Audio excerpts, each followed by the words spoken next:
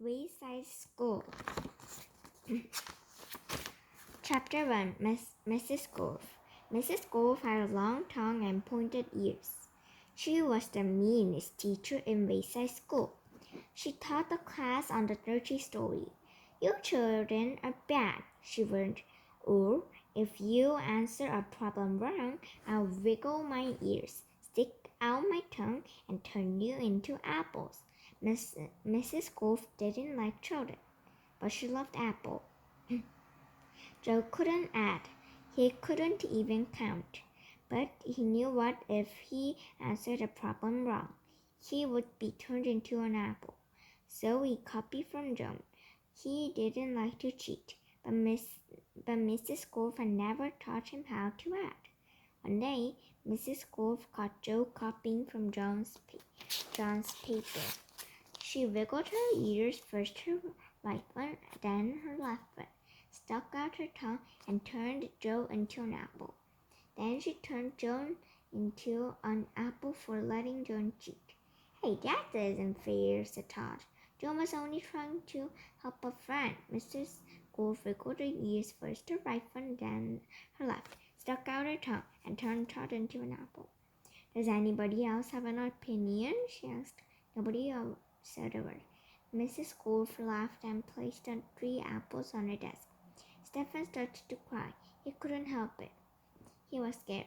I do not allow crying in the classroom, said Mrs. Golf. She wiggled her ears, first her right one, then her left, stuck out her tongue, and turned Stephen into an apple. For the rest of the day, the children were absolutely quiet. And when they went home, they were too scared even to talk to their parents. But Joe, Joan, and Stephen couldn't go home. Mrs. Golf just left them on her desk. They were able to talk to each other, but they didn't have much to say. Their parents were worried. They didn't know where their children were. Nobody seemed to know. The next day, Casey was late for school. As soon as she walked up, Mrs. Golf turned her into an apple. Paul sneezed during class. Mrs. Golf turned her into an apple. Oh, Paul sneezed during class. He was turned into an apple. Nancy said, God bless you, when Paul sneezed. Mrs. Golf wiggled her ears, first her right one, then her left, stuck out her tongue, and turned Nancy into an apple. Terence fell out of his chair. He was turned into an apple. Sarah tried to run away. She was halfway to the door as Mrs. Golf's right ear began to wiggle. Then she reached to the door. Mrs. Golf's left ear wiggled. Mrs. Maricia opened the door and had one foot outside when Mrs. Golf stuck her tongue out. Maricia became an apple. Mrs. Golf picked up the apple from the floor and put it on her desk with the others. Then a funny thing happened. Mrs. Golf turned around and fell over a piece of chalk. The 3 Erics left. They were turned into apples. Mrs. Golf had 12 apples in her desk. Joe, John, Todd, Stephen, Stacy, Paul, Nancy, Terence, Nate, Marcia, and the 3 Erics, Eric Fry, Eric Bacon, and Eric Owens. Louis, the yard teacher, walked into the classroom. He had missed the children at recess. He had heard that Mrs. Golf was a mean teacher, so he came up to investigate. He saw 12 apples in Mrs. Golf's desk. I must be wrong, he thought. She must be a good teacher if so many children bring her apples. He walked back down to the playground. The next day, dozens more children were turned into apples. Louis, the yard teacher, came back to the room. He saw 24 apples in Mrs. Golf's desk. There were only 3 children left in class. She must be the best teacher in the world, he thought.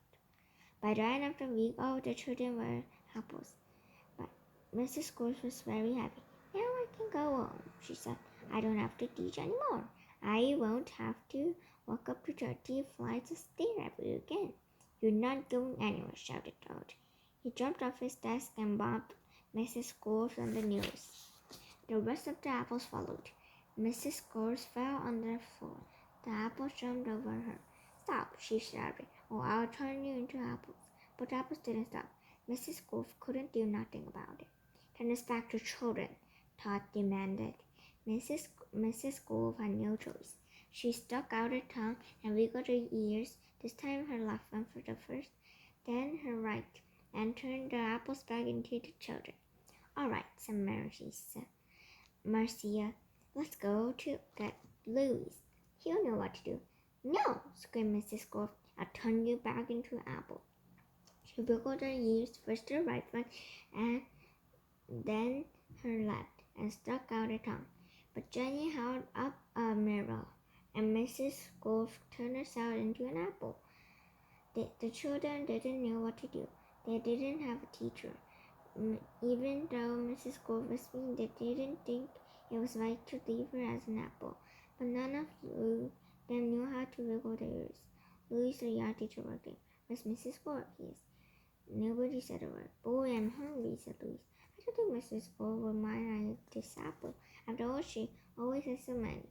He picked up an apple, which was really Mrs. Scorch, shined it up on his shirt, and ate it.